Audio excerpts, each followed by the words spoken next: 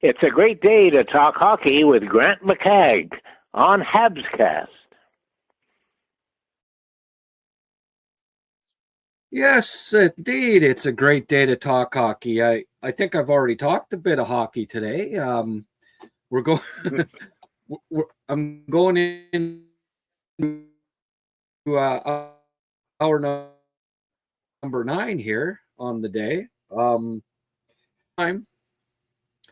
That's the last time that I ever do a trade deadline show starting at 9 a.m. Yeah. You know, every year I get fooled thinking, okay, the Habs are going to be busy this year.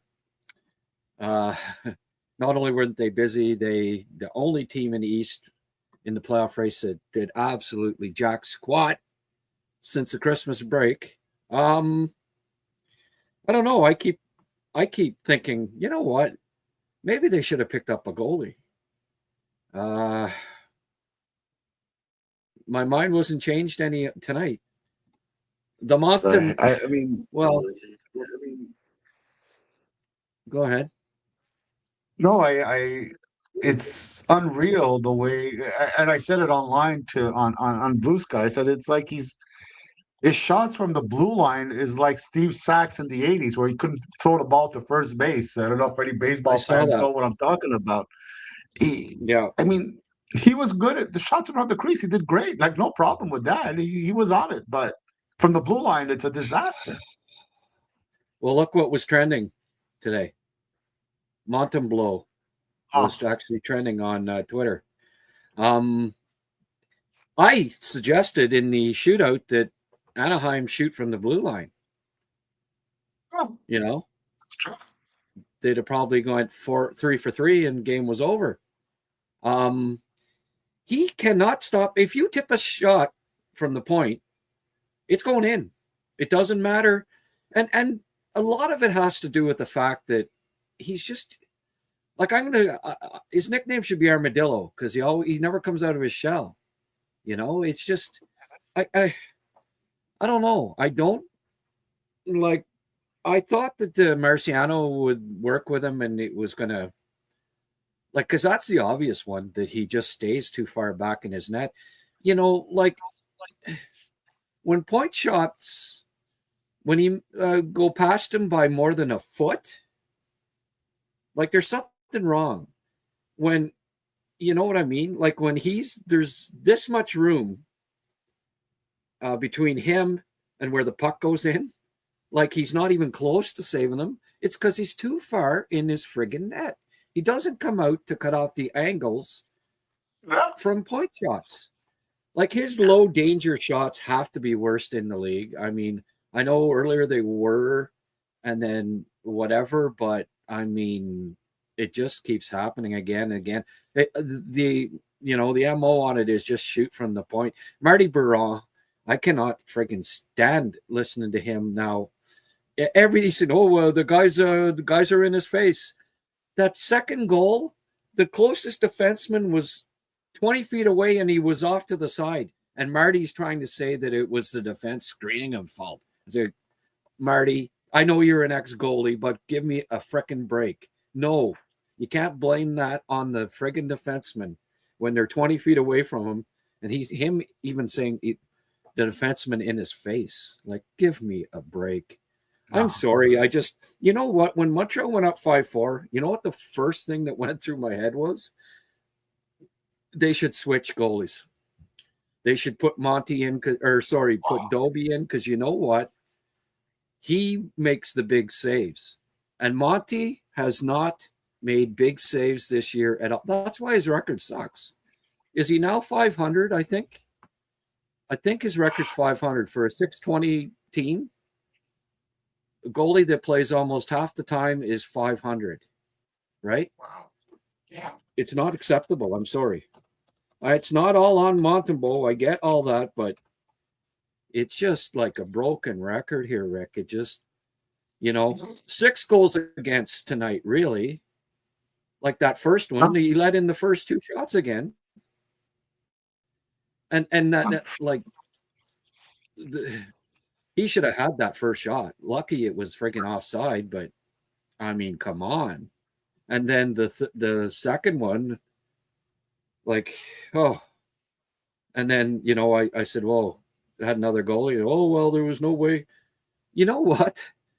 Like, whenever you make a cross crease pass against him, too, you know, Dost also saved about 4 of those, but Monty doesn't come close to saving them. Like, he focuses on the guy with the puck and doesn't realize, you know what, Fowler, that's one of the great things about Fowler is he's aware of other players on the ice, not just the guy with the puck, and he'll get over. But Monty, you know, all it is that split second where he's just too late to react. And then, well, yeah, it looks like, oh, well, it was impossible for him to make the save. That's because he's not friggin' paying attention to anybody else on the ice. Like, Dostal made 3 or 4, you know, those cross-ice passes. That's that cross-ice pass that Slav made and stuff. Because he knew that the pass was probably going over. But Monty, you know, it was obvious that the guy wasn't going to shoot. He was going to pass, and he just, and then he, you know, he misses it by 2 feet. And, oh, well, that's not Montembeault's fault. Well, it is. You know, he's supposed to anticipate that the pass is going over, or at least come close to. He missed the puck, you know, he missed the puck by 2 feet. He was out of position by 2 feet. Maybe he doesn't, you know, maybe some goalies don't make that save, but Dostal made that save 2 or 3 times tonight. And Dostal made the big saves at the end of the game, you know, and in the overtime. You know what? I again, when they got the penalty, I said, oh, shoot. And sure enough, they're better 3-on-3 than they are 4-on-3 in overtime, because 4-on-3, they stand around. They stand around and they pass it back and forth, looking for the pretty goal. And when it's 3-on-3, they're moving. They're constantly moving, and they get breaks, and you know, they're skating. But 4-on-3 in overtime, do they have a goal? They've had a few overtime power plays now.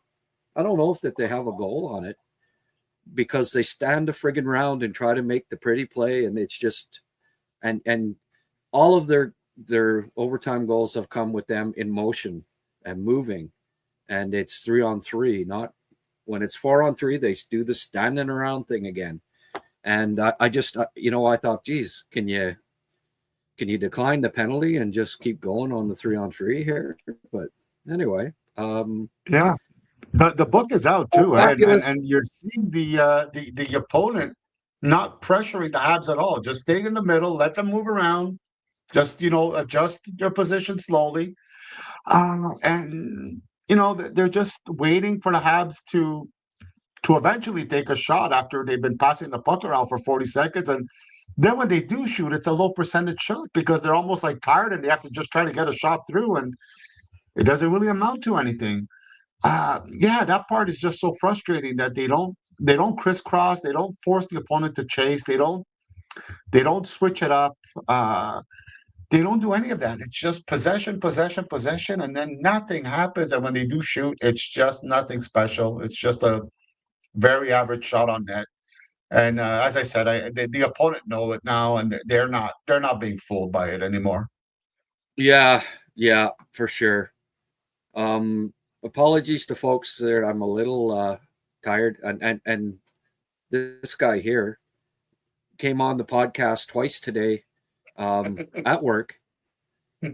I got about 15 minutes of sleep in between games, and I needed about 6. But this probably won't be too long a post game tonight, folks. I'm just dead on my feet here, or actually not on my feet. But let's get to a couple of. Sure. I'm also sorry, but I'm now completely done with Monty. It is to the point I hate him. This was after his first couple of goals I think he let in early on. Feel bad for the Habs, should not play him at all. Yeah. Well, I saw this little clip today. By the way, Reinbacher scored a goal tonight, and Monty, and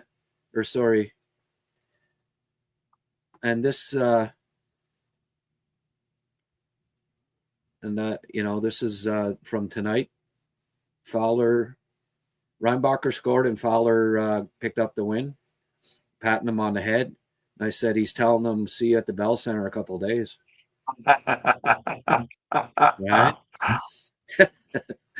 Right? Hey, roster expansion now, right? Laval's in a comfortable playoff spot here. They can afford to bring up Reinbacher and Fowler, even if it's not like you can send them back later, right? I think those two need to be called up, and they need to be in the lineup. Carrier scored a goal tonight. I mean, it was kind of a lucky one. Didn't mean he played a great game or anything, but he scored one. But I still, I would really like to see Carrier in or out and Reinbacher in for him for a bit. Did Jackeye, typical, like come the third period, man, you do not see Arbor. No. You don't see Arbor too much, do you? No, it's too bad. I don't think he was so bad today. I know. I know. He clears the friggin' crease, and he had 11 minutes. Seems like Arbor and Cappy now are the guys that play the least every night now. Yeah. Cappy 10:46. I mean, it wasn't a great game from Cappy again tonight. He's been a little quiet lately, Demidov. Demi's in a little bit of a lull too. Yes. Cole, 37 goals now. If there's a bright spot, coming back when they were down 2 goals again in the third period. I mean, taking the lead. It's it's a good thing that they've got the best offense in the Eastern Conference, because if they didn't, they might be looking at a top 5 pick in the draft this year. The way the goaltending and defense has been. Yeah. Lane 25 minutes tonight. Matheson 23. What are we looking at here? Hudson was 3 points, which is nice. Slav with a couple of assists on, back on the top line. Mm-hmm. I mean, mind you, it was in the first 5 minutes. I thought, oh, he's having a big game. And then the rest, it was kind of 3 more giveaways from Slav.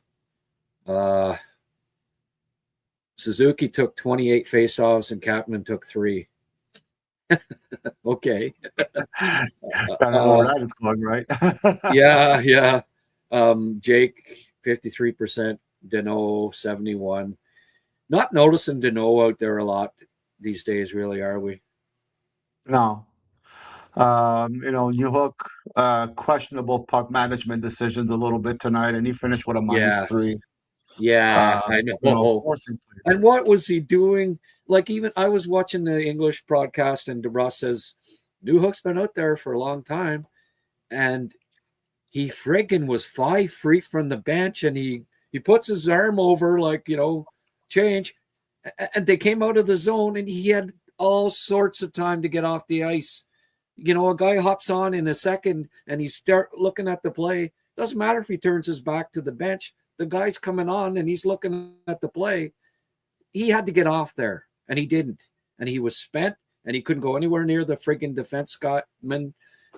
I mean, what you had to do there was have 2 guys just almost sitting on top of the defenseman there, because you can't let them have a friggin' point shot at Montembeault. You just know that it's friggin' game over. Oh my God! Montembeault. I have to go back. I'm going to go back over his goals and find out what's going on with Montembeault. How many that he's let in from the point. Kenny's saying, why do chats disappear? Not sure what you're talking about. I'm certainly not erasing. Are some of the messages disappearing, Ken? YouTube seems to have that problem once in a while, and I don't know. It happens to me at work when I'm, on break and I'm seeing what's going on the chat. I'm looking on my phone and it seems to be okay. The chat is on, working just fine. So it might be a program problem with your with your Okay. system or something. Okay. Well, sorry, folks, if Yeah. some of your messages are disappearing here. It's certainly not something on my end. I hadn't even been looking at the chat. So, Yeah. um, But to get Johnny, back also, Grant, to Monty, I mean, one of the problems, and it's really directly related to what you were saying about him staying deep in the net. It forces him. He forces saves instead of just letting the puck hit him. Like sometimes the puck almost seems to be coming towards him, and he kind of moves sideways to try to stick his hand down and make a save, and then it goes under his hand or, on the side of his leg. Uh, just let the puck hit you. Like relax a little bit. Don't start trying to make an extra move for nothing. It's when you make that economy of movement. Carey Price was the best of it we've probably seen in 25 years. Uh, there's I just know. way too much stuff way too much head shaking, way too much shoulder movement that Yeah. it just doesn't help him at all. And Oh, his no. his body language. I understand why fans are knocking him, and they're Habs fans, and they're kind of seeing that it's hurting the team a lot, but his body language, he knows it too. Like he's just shrugging his shoulders, and I feel bad for him, for the person, but it's not good enough, and you can't hide it, and the players know it, and they're nervous on the ice. Yeah. It Yeah. just permeates throughout the whole team, and it's a very, very big sore point that's sticking out for everybody. Yeah, oh, for sure. Oh, yeah. I mean, Sam Montembeault's a nice guy and all that stuff, but there aren't too many players that aren't nice guys, especially on the Habs. And I mean, it's life.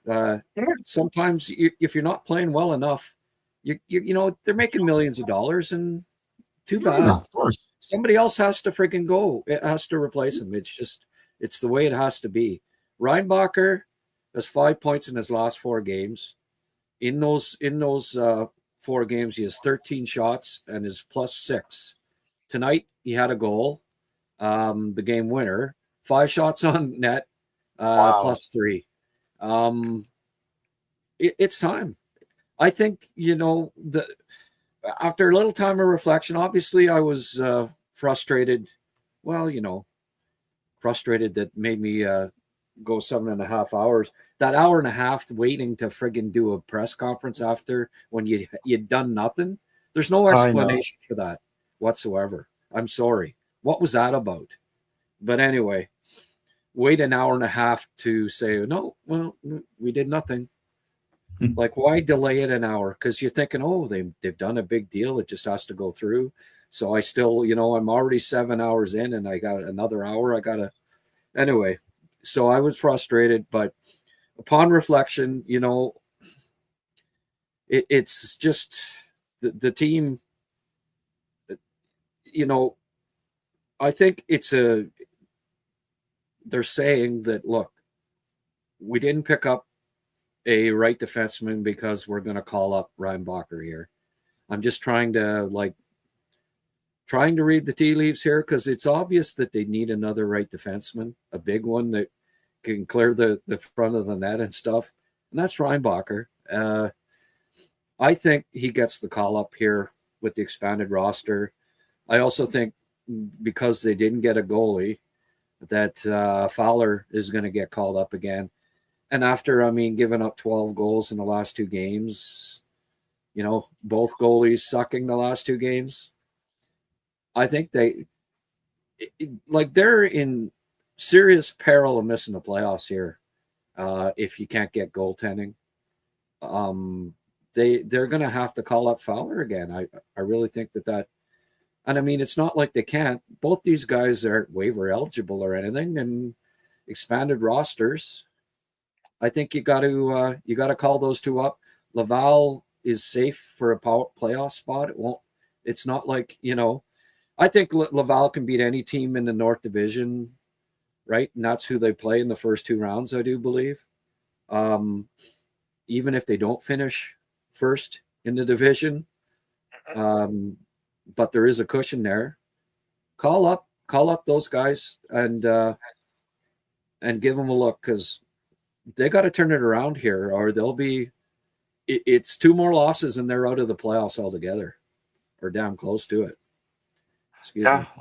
Luckily, they were taking on a Western Conference team, so the opponent didn't gain ground on them. True.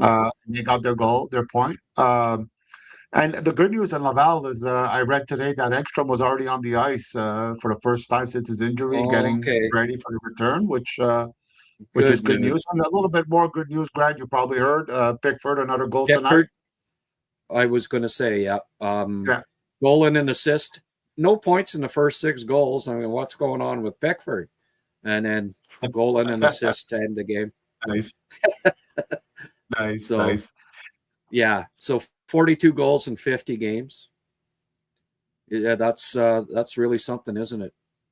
Oh, it's unreal. And you know, he's consistent, man. There's no stretches where he didn't score goals for a few games, not with that many goals. It's not like he's doing them in bunches. It's game after game, which is great.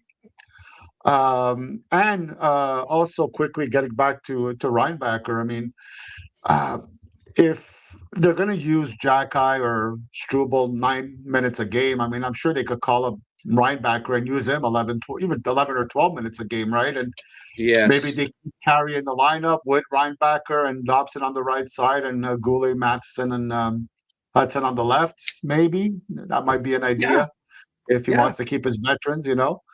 But yeah, and just and again, it could just be like we talked about in the past, right? It might just be a stretch of 6, 7, 8, 9 games, get the ball rolling a little bit on the team, and maybe they want to do that. I don't know because I know that and they said it right. They're thinking long term still. They're not thinking short term right now as much as maybe we would like. But at least give them 5, 6, 7, 8 games, something to see. And maybe if he's outstanding, keep him then. I mean, I'm not saying no to that, but at least give them some games and give them some decent minutes. I think it's worthwhile. Yeah. Well, they're thinking long term, whatever. I mean, you know, if they miss the playoffs, Hughes is finally going to be starting to get some scrutiny because I'm sorry, you know, you could have easily matched and bettered a 2nd-round pick for Connor Murphy.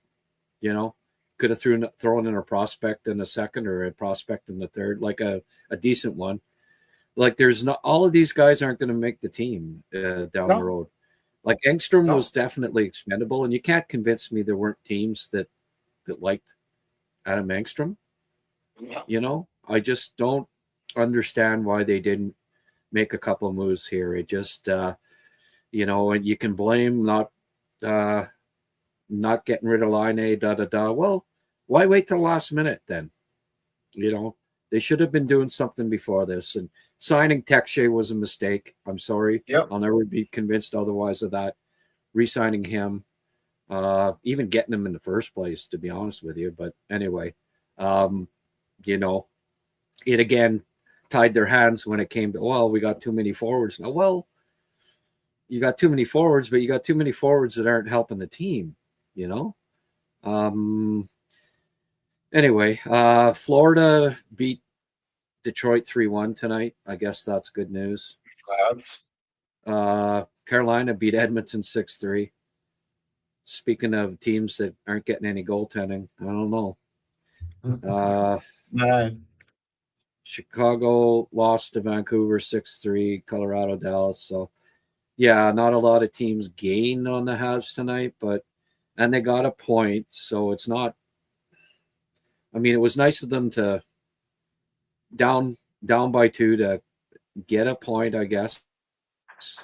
I certainly, when it was 4-2, Monty and Nets, I thought she was lights out, but I really honestly, when it was when they made it 5-4, I mean, he'd never do it, but I'd have seriously considered pulling Monty for Dolby to end the game, but because I just did not have Monty has not come up with the big save to win the game for the Canadians this year. It's just hasn't been happening. So Detroit is 2 games in hand and Montreal's a point back. So actually they gained they gained ground on Detroit. Now they're 4 back of Buffalo, 1 game in hand.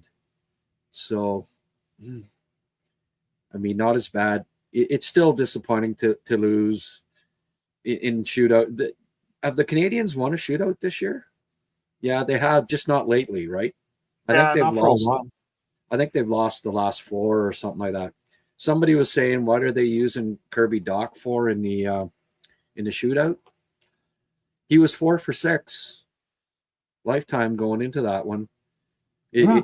I question more why you use Suzuki in the shootout, Yeah. because Susie It's has true. not scored in friggin' how long? And what was that? That little too many deeks on the shootout too. No, and yeah, you mentioned it more than once, Grant, too, about Suzuki's issues with the shootout. It's like he doesn't even have a good move, right? It's not like he took, it's like, oh, bad luck, good save, oh, he hit the post. It's like it's not even close. No, I know. And like Demi, like it's like, okay, this is what you do, guys. You shoot the frickin' puck. That they all tried their little deeks, and Hudson, that's 2 or 3 in a row now where he stick handles it right to the goalie's stick and lets him poke Yeah. it away. Like, you got to try other people on the shootout. You can't convince me that in practice there aren't a couple of guys that you wouldn't think, that Yeah. do well on the shootout. It's usually the case, and I mean, thank goodness McTavish missed the net altogether and stuff like that, and kept Montreal in it. But and then that goal that Gauthier scored, and Russ as well. Monty wasn't ready for that. It's a freaking shootout. Why are you not ready for it? You're Of not ready course, for a man. shot in a shootout? Oh, come on. You No, know? no. Yeah, he wasn't ready for it. And it's true. He wasn't ready for it. Oh, we got a new member here today, Olivia Springhetti. Wow. I know that. That lady. Lovely, You? lovely lady, the best. Is that But like hello, Olivia. Also, though, Grant, the one thing maybe a little too concerning, just to move away a bit from Monty, is a lot of teams acquired players today or have players that are injured that are going to come back. So a lot of teams are going to have a boost, in terms of energy and talent and all that. Montreal's playing with a full lineup right now. There's nobody coming up that's right? going to make the team any better than it is right now. No, I know That's that's true. worrisome. Well, I mean, I guess what Hughes is thinking. Well, we're in the spot we are, and we didn't have a healthy lineup for the most part. Now with a healthy lineup, we should, we should rock and roll. I don't know. I see a few people saying Galley. You got to start sitting Galley the odd game. I think at this point, like you said, well, who do you take out? Galley. Galley's a guy that can sit now and then. I would activate Line. Throw him in a couple of games. He certainly can't hurt on the power play. That second power play. I would, I'd give Veleno another game or two. Veleno's was doing more when he was playing than some guys. I didn't mind Bolduc for a while in the. I thought his game wasn't bad tonight. That line wasn't too bad in general. The third line there's some potential there. I think when Doc plays a physical kind of a grinding kind of game, the third line could be effective. I think. Second line still. I don't know if that needs maybe Demi and Cappy need to be split up for a little bit here and see, because they don't seem to be clicking lately. They're not finding each other. I don't know. I haven't been happy with that duo after for the last 15 games probably. Maybe they need to be split up for a while here and see if you can't get something else maybe Doc centering Demidov and Newhook or something like that for a bit. Drop Cappy down with Bolduc and whoever, maybe, well, Evans, I guess. I don't know. They might have to consider doing something like that for a bit.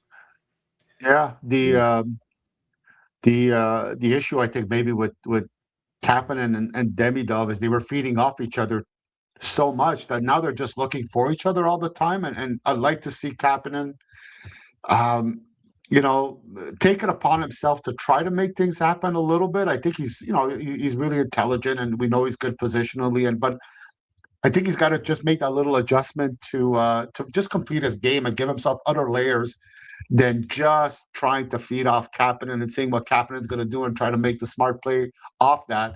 I think there's something to be gained there, and you know, maybe um, again, maybe, you know, Kapanen, I don't know, Kapanen, Balduc, and Liney, maybe, you know, Kapanen could worry about the defense for those two and let them kind of go. Maybe is one idea. I don't know. But that line is really needs to be that duo needs to be split up for at least a little bit, and then see if you could get it back later when after a little bit of time apart. Yeah, for sure. Well, hey, you know, I'm as big a Cappy fan as there is, but when it ain't working, it ain't working. Like, I'm not gonna, Yep. you know, I'm not gonna defend somebody when they're not playing that well. And Kapanen right now isn't getting a lot done. So maybe you know, maybe that has to be changed. Maybe when Hage comes up, maybe he, you know, maybe he Oh, there plays goes. with maybe he plays with Demidov for a while, right? Who Yeah, knows? yeah. Like, I mean, you can't be too stubborn with it. If a line's not working, you know, they already took Slav off that line. Well, you know, and I mean, it's not all on Cappy either. Demidov has not played well the last 15 games. Like, No. he has like 2 goals. You know, oh, and Slav. What is it with it? Why do the Canadians always break a stick when they've got such a great chance to friggin' win it? It just, you know, Slav breaks his stick right in two, I and know. you know, it just that's like a broken record too, right? Yeah. Um, And Demidov is also getting a little cute too, I think, with the puck sometimes with his constant twirling and moving and really not getting enough done. He holds on to the puck a little. There's a few guys that hold on to the puck a little too long sometimes. You got to mix it up with a quick pass too, once in a while, or a quick shot. You know, Hudson has more success at that than others, but once in a while, you know, get the puck and make a simple pass, but a really quick one, and just keep the opponent guessing. But they tend to hold on to the puck a long time, and they're really good. It looks spectacular, but at the end, it's not very effective. They gotta cause breakdowns. That's what you got to do, and they're not doing it right now because, again, as I said before, the book is out. Teams are being patient now. yeah, for sure. We've got some people defending Monty and blaming, you know, and hey, there's blame to go around here. It's Oh not all yeah, on the goaltender, that's for sure. Uh, but also, you know, uh, he's not making the big save. He's struggling right now. He's lets in point shots every game and doesn't yeah. come up with the big saves. You know, but yeah, it's easy to it's easy to um, put it all on Montembeault, but no, they're not playing great defensively too. But you know, oh, somebody's saying, oh, Monty was a waiver pickup, so so we shouldn't criticize him because he was a waiver pickup. Come on, quit coming up with the excuses. He's a waiver pickup. He's their starting goalie, or they try to make him a starting goalie, and he's not. It ain't working. Fowler is better, and they got to bring him up. It's that simple. Yeah. Jacob Fowler's goals against average and save percentage are way better than Monty's this year. So is that, you know, are the defensemen just better when Fowler's in net? No, it's because Fowler's better right now. Not sure, but I think Evans and Danault on at the same time near the end of the game, they have to stop going on the defensive with the lead. Yeah, I know. And those guys just stand around in their own end. Especially Evans, I think, has been on the ice for 8 empty net goals this year now. And he doesn't do anything. He just stands there. And the team passes it around, takes a point shot when it's Monty and nets, and it's tied. Rinse, repeat. Lather, rinse, repeat. Yes, sir. Anyway, one of the issues with Evans is he doesn't win enough puck battles. So at the end of the game, when you're 6-on-5, and it's even harder to win puck battles when you're not good at it. Well, you're not even losing a lot of time, right? You're getting the puck is getting in the corner, and they lose possession right away, and they start the cycle game. And then Montreal has that smaller defense and not really big forwards defensively, so it hurts them. And then the shot from the point, as you said, and there goes, right? Yeah. Gallagher needs to be done. No way lining would be worse. This is why I'm glad they do not overpay for rentals when goaltending is so bad. Yeah, well, I mean, they could have got a goalie probably, but anyway. Unfortunately, the Habs are not built for the playoffs. Mediocre goaltending is a recipe for disaster. When you can't defend, this is what happens. Very disappointed. Yeah, that's pretty well said, Sheldon. No, with them not making any moves here, I think Reinbacher and Fowler could help, and it can help them maybe get to the playoffs. They'll still probably lose in the first round, but maybe they could win a round. Maybe. If they're not facing Buffalo or Tampa. And, I think they can beat Detroit. I think they can beat Boston. I think they can beat, a few teams in the Metro other than Carolina probably. They could win a round, maybe. I mean, the Dobie or Fowler would have to play well, and the defense would have to tighten up. But, I'd still like to see them make the playoffs and win more than one game like last year and get more experience, get this young group more playoff experience, and hopefully more than one playoff win this time around. But this is not a team that's going to win the Stanley Cup. Not at all. Without the moves they make, with not making any moves. You can bring in Hage, Reinbacher, and Fowler. I think that'll help a fair bit. But again, you're the youngest team in the league, and you bring in 3 guys under the age of 22. Again, I love the energy. 93 and 86, they had a lot of young players on the team, but they were also interspersed with some real key veterans like Larry Robinson, Bob Gainey, guys like that. There are no Larry Robinsons on this team, Right. Stuff like that. So it could be a fun. I mean, it's going to be a roller coaster ride. This team, the ups and downs. They put you through the ringer. These games, boy, like you think they're down and out, they come back. Then Monty lets in a goal in the last minute with the empty net. Then they freaking lose it in the shootout. They had the lead in the shootout. Then it just back and forth, emotion wise. Today was an emotional day. Yeah, that's a good point, Grant. I mean, they have a lot of holes, but they're also not quite as bad as what we're seeing today. I think these days they're just a little bit of a slump too. It makes a team look even worse. But they do need to break out of the slump fairly quickly because they're going to start really struggling. They're going to lose precious points that could haunt them. It's going to be arms race until the very end, and we all know it. And we say it year after year after year. It's no different this year, man. It's like every day we look at the standings, and there's like a whole bunch of things that are different. It seems, right? Yeah. Who cares if they miss not a cup contender anyway? Because it is important for young players to get playoff experience. There are very few teams that just, with no playoff experience or little to none, with young players, just all of a sudden just win 16 playoff games. It's the best. It's the most important, most formative experience that a young player can get, playoff hockey. Yeah. Then you understand what's required to make the next step to win important games, playoff hockey. It's a must, and I care, and anyone that really follows hockey, Emil, cares that they make the playoffs and that they maybe win some games. So that's why it was important, you know. Oh, I really enjoy your guys' shows. Love hearing your guys' thoughts and breakdown of the game.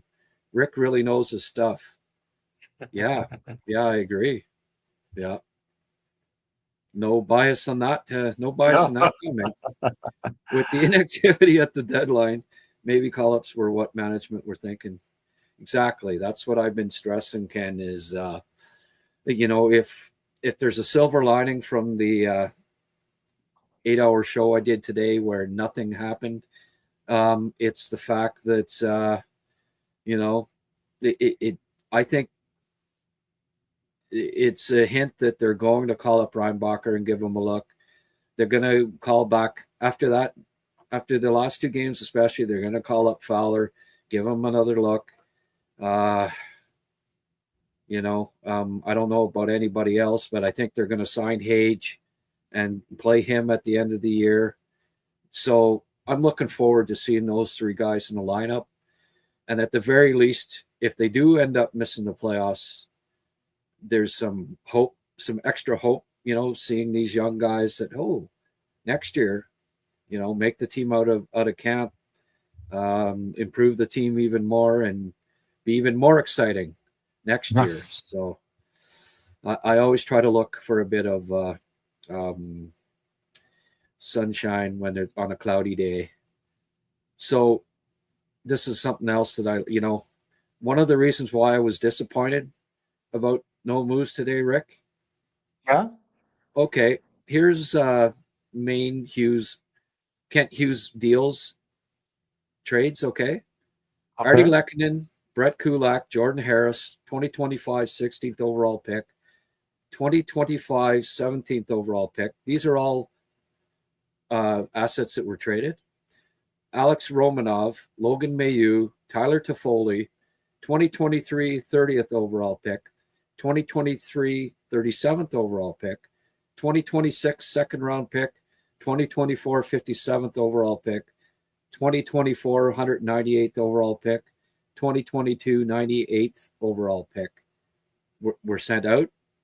In return, they got Kirby Dach, Lane Hudson, Alex Newhook, Noah Dobson, Patrick Laine, Phil Deneau, Zachary Bolduc, Michael Hage, a 2023 fifth round pick, a 2024 fourth round pick, and Philip Machar. A lot more actually obviously going out than coming in. And they've actually been trading more picks than they've been bringing in. But, there's good and bad in that, I suppose, right? Right. That Toffoli pick really helped the the Sean Monahan deal. If you take those two things out, they actually probably doesn't look as good as it should. No. But Kulak ended up getting them Hudson. So Hudson, Dobson, and Hage kind of save it for them, right? But that's an interesting group. That's what they've, that's the main deals and what's left and what's come back since Hughes took over. So obviously Lehkonen was a good piece. 16th overall, 17th overall pick. Good. Alex Romanov and Logan Mailloux. They kind of look good in the lineup right now. Geez, do they ever? Toffoli, could have used his goal scoring probably the last 3 or 4 years. Couple of seconds, a 30th overall, which is a first rounder as well. 37th, 57th. So, some decent assets have gone out. Yeah. Some hits and misses on the, Laine's he's not playing. Deneau hasn't been great. Bolduc's kind of stalled right now. Third line, Kirby Doc, a lot of injuries. You like Dobson, you like Hudson, obviously. New Hook, okay, but Page, hopefully, we've got a lot coming back from him. Meshar, disappointment. So, a mishmash there, right? But Right. overall, I mean, friggin' drafted. Thank goodness they drafted Lane Hudson. Yeah. That. Well, Zarovsky also looks like he's a pretty good pick so far, but he's still far from the NHL. As good as he is in the Russian league, and as exciting as that is to see, it's not sure yet. It's a No. very different league, right? Yeah, for sure. Yeah. No. But that wasn't like a obtained, but yeah, that was a draft pick itself. But just from looking at Hughes' trade record, Right. It would have been trades today that they'd made, and they didn't. But also, when you see all of those picks come in and out, what Hughes likes to do, obviously, is make deals at the draft, right? Yes. Because you see, there's 1, 2, 3, 4, 5, 6, 7, 8 draft picks moved out in that group. So they do like, there was no deal made today, but expect them to do something trade-wise at the draft again.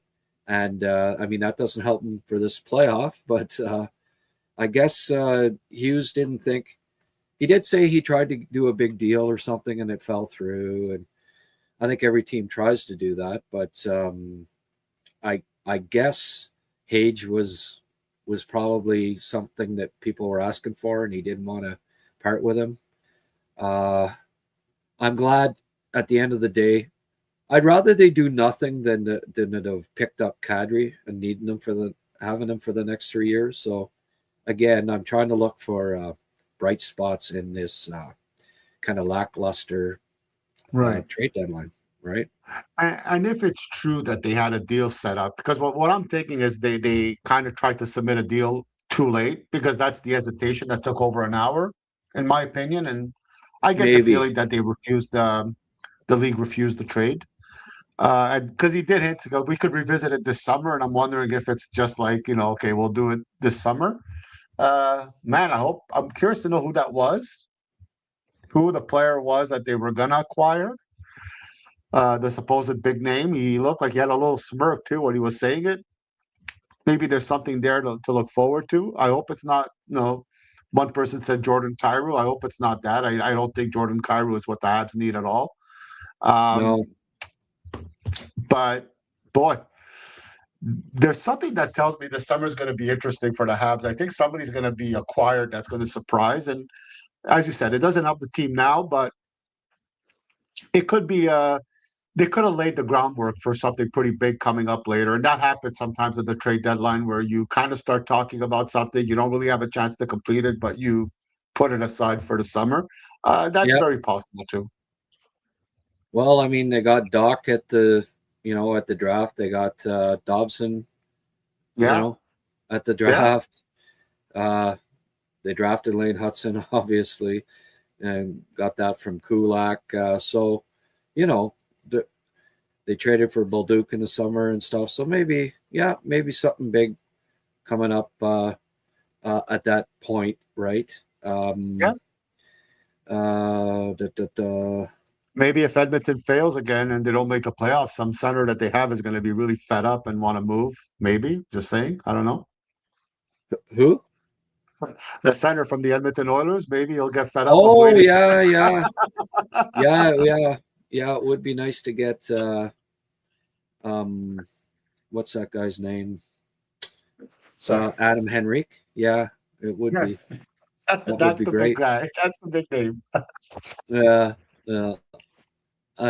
Sid, come on, Pittsburgh, missed the playoffs. Cappy's ice down tonight. Well, it's been down lately. Monty struggling on distant shots and clearing crease is a problem. It's a good regular season team, but not built for playoffs. Can't disagree with that. Yeah. Emil's I'd like to see the Habs acquire a jerk. Somebody who's a real rat. They seem to be too polite sometimes. I like to see a little, a prick, if I could use that word. Something that just something with attitude a bit. I think that would be one nice acquisition I'd like to see. yeah. Yeah. Emil saying they won't go from lottery to conference finals, Grant. Sorry to burst your bubble. What do you mean from lottery? What are you talking about? They played in the they were in the playoffs last year. They're in 5th place in the conference this year. What do you mean by, and I don't mean to burst your bubble, but what do you mean by lottery, Emil? You know, and somebody said this on X tonight when, well, there's just no, Tampa and Carolina are going to be in the conference finals, and there's no two ways about it. It's guaranteed. And I look back at Tampa's got a 5-point lead or 4-point lead on Montreal. All right, so there's 4 points difference. I look back at Boston when they got 132 points. They played Florida in the first round.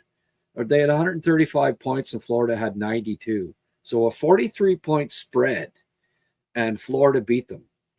So to say that they don't stand, that's why you get in the playoffs, because you don't know what's going to happen. Things happen, upsets happen, teams that aren't supposed to win can win, injuries happen, all sorts of stuff. Goaltenders can get hot. Steve Penny, remember when he came out of nowhere and won a couple rounds for the Habs there? You just don't know. So get in the playoffs and you don't know. They could have won the Eastern Conference if they made the right, if they shored up the defense, goaltending, and got a big forward, because I think, well, they're best in the Eastern Conference in goal scoring. If they'd have shored up their defense, yeah, well, never say never. Montreal, when they went to the Cup final, you're saying they can't even, Emil, that they can't even go to the conference final. Well, they went to the Cup final as the 16th seed in 2021. And I read and heard everybody telling me, Jack Todd and all, oh, well, they're not going to beat Toronto. They'll never beat Toronto. Toronto will beat them. Well, they didn't. Vegas is going to beat them. Winnipeg, they're going to, Edmonton will beat them, or I forget if it was Edmonton or Winnipeg. I think that was Winnipeg. Yeah, Winnipeg. Shifley. It was Winnipeg. The cheap right? shot on Evans there. That's right.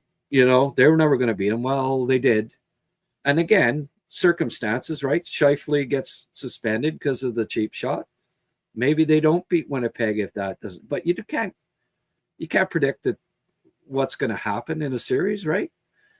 Well, they beat them, and then they beat Vegas, and that definitely was never going to happen. So, we can say all we want that they wouldn't win or they couldn't win, or, I don't think the team without any additions is gonna go to the Stanley Cup final, but they are, they've had injuries most of the year. They're 5 points out of first in their division, or 4. They're healthy now. They could call up Reinbacher and Fowler, and they could help. Hage might be a friggin' boost for them. He comes in. I mean, he's fully capable of being a good player if he comes in and he shows some stuff.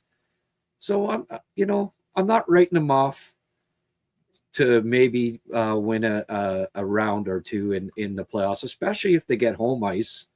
Montreal home ice in the spring is nuts too, right? Yeah.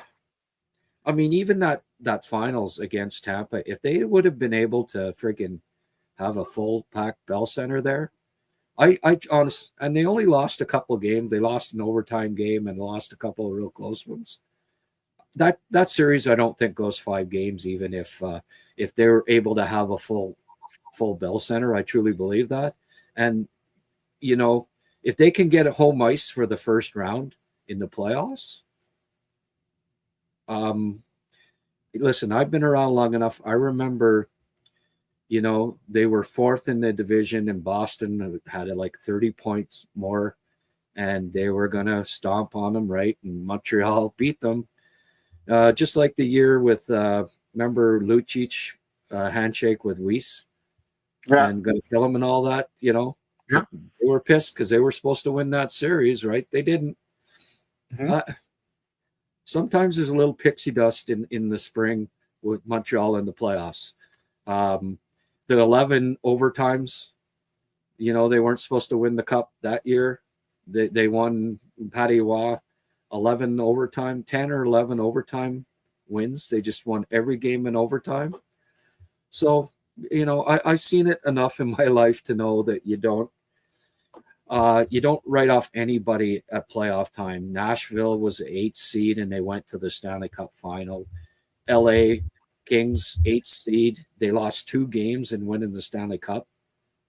They were the 8th seed in the West, and they lost 2 or 3 games the entire playoffs. So that's why they call it the second season. And I'm disappointed that they didn't get some fortifications, because it might mean that they missed the playoffs. And I'm sorry, but this young group, the best possible thing for them is to get some more playoff experience and understand just what all it takes to win when the hockey is at its absolute zenith.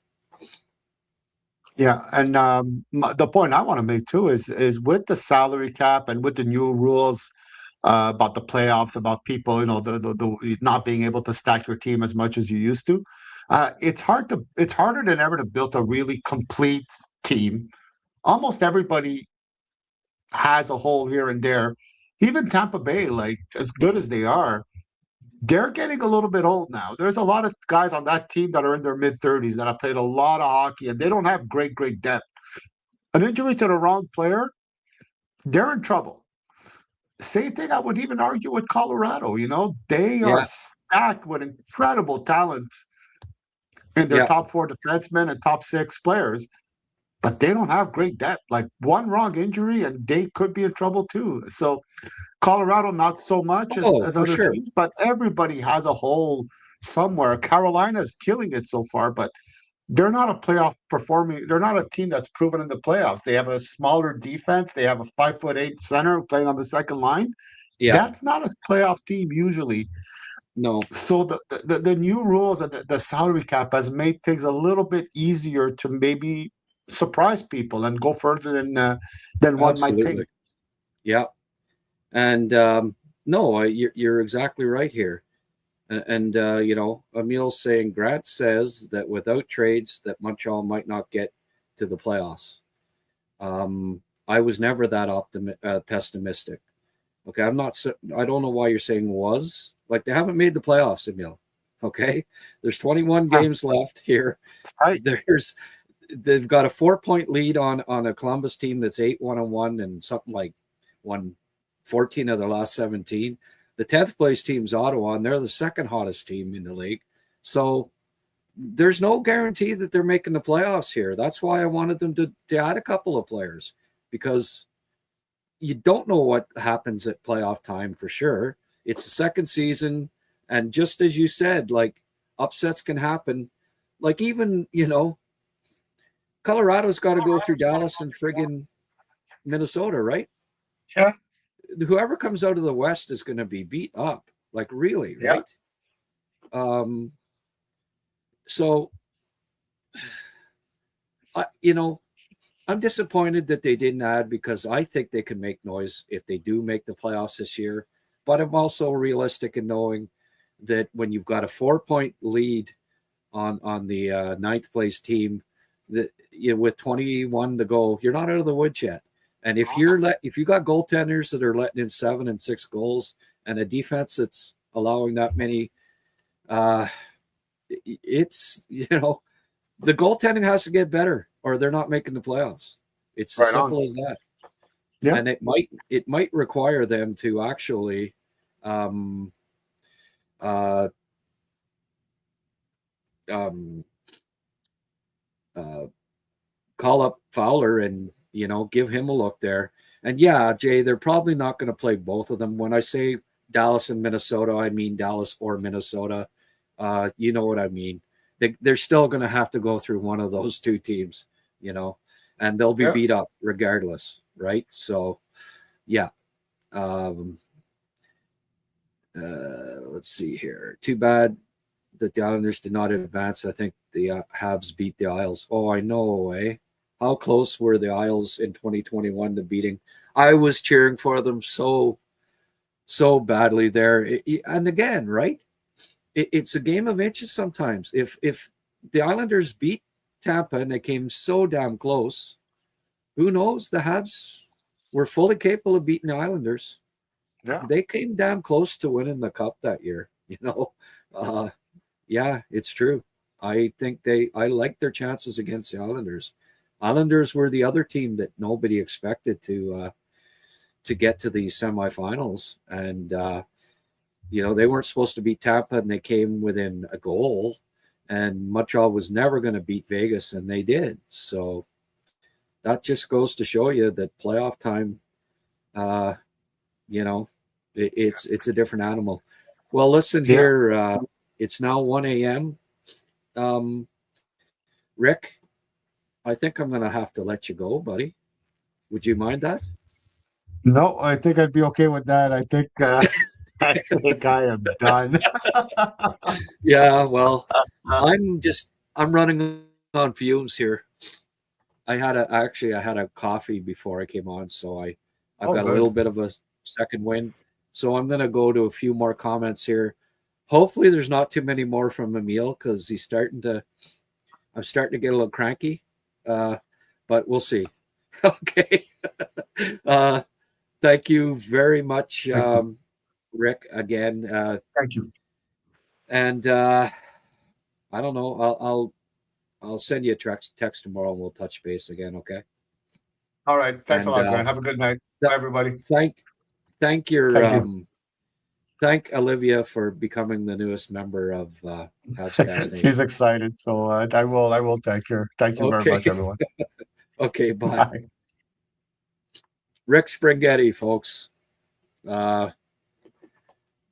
Fantastic of him to show up again. Where's Donnie McCaskill tonight? Yeah, thanks, Rick.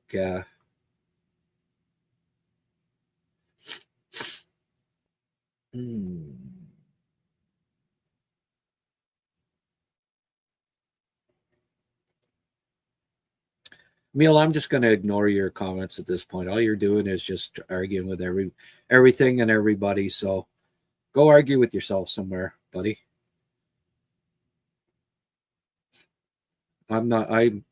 Listen, I've been on 9 hours on here tonight, and I don't feel like dealing with a contrarian. You're right. Okay. You're right about everything. Just go sleep it off, buddy.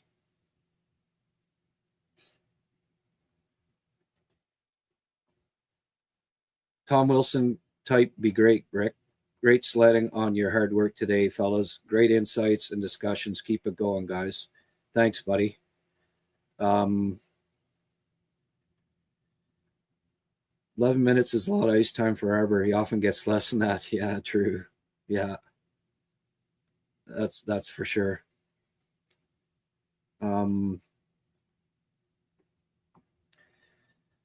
Colorado is 5 centers deep. Kadri might play the wing on Colorado.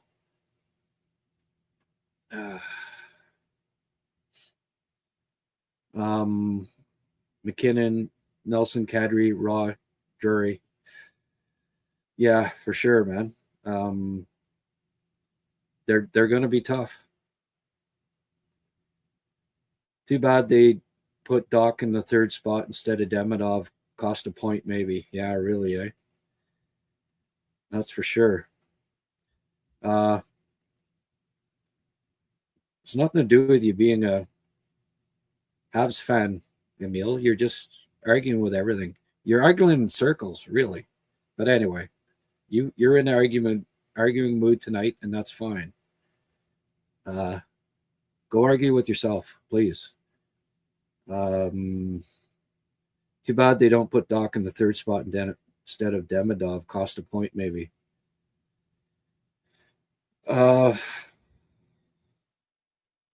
Well, Doc's 4 for 6 on shootouts, and Demidov had missed like his last 5. So the numbers said and you don't know if he's going to score on that goal. It's easy in hindsight because Demidov finally scored on a shootout that, oh, well, they should have been in the third spot. But Doc was 4 for 6. His numbers in shootout are better, career-wise than Demidov's. So it's easy in hindsight to say, well, they should have, Demi 0 for 3. So come on, that I can't. That's just a hindsight thing. The numbers say that Doc 4 for 6. Well, you can say it watching it, but Demidov was 0 for 3, and it was 4 for 6. So you go with the numbers. You go with the guy that's good at shootouts. It's Suzuki that shouldn't be shooting. Suzuki should have never shot. If you want to talk about a guy that Demi should have shot instead of, it's not Doc. He was 4 for 6. Yeah, Suzuki's 0 for like 50 now or something like that. Reinbacher needs a look. What's the worst that can happen? They can use the size and reach. Carrier doesn't have it. Yeah, for sure. Oh, absolutely. It's Suzuki that shouldn't have been in the shootout, not Doc. Yeah. Like, what's up, Doc? Well, look, guys, I'm burnt here, and I'm grouchy. I've been up. Don't argue, guys. Come on. Oh, Emil, you're something else. All right. Maybe clearing the front of the net at the end of game 2. Yeah. All right. Well, listen, we're going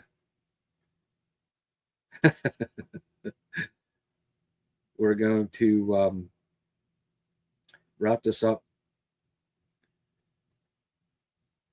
Hey, Emil, thanks for spending the whole day with me, buddy. But I think, 9 hours together, I think is enough. I'm tired too, buddy. Good night, buddy. Been with you all day too. Yeah. Hey, guys, thanks for hanging in, okay? And, hey, we're not always going to agree. That's right.